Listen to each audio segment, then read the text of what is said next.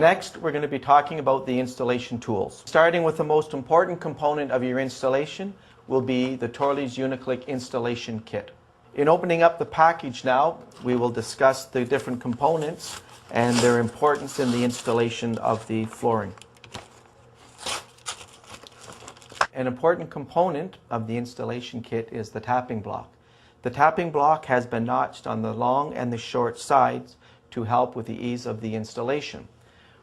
When affixed to the side of the flooring, you can see that the notch will not damage the tongue or the groove on the plank that you are tapping into place.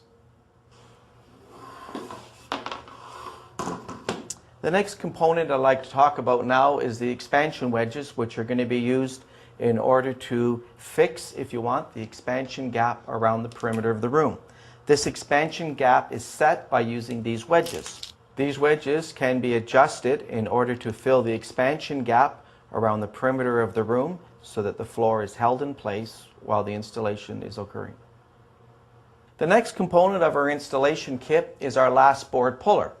The last board puller is a tool that's been designed so that when you're putting your last board against the wall or your last row, when there is no room to fit in the tapping block, you're going to use the end board puller. You can see by the hook that's on the bottom, it would allow you to hook on top of the plank, and this will offset your tapping so that the wall is not in the way and you can merely tap the plank into place without damaging the edge of the board.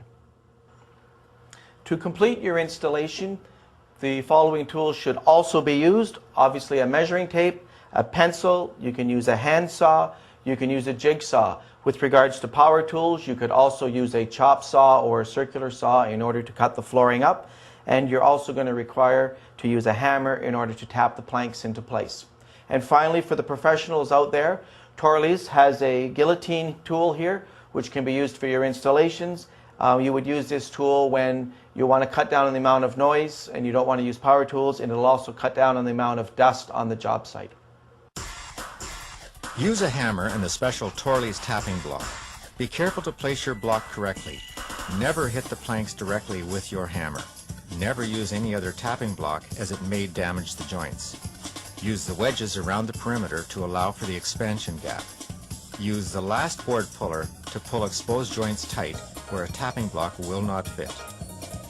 When sawing pieces of the planks, use a fine-tooth handsaw, jigsaw, or crosscut saw. As an optional tool, the guillotine or the new Magnum shear will give you a clean and easy cut without dust.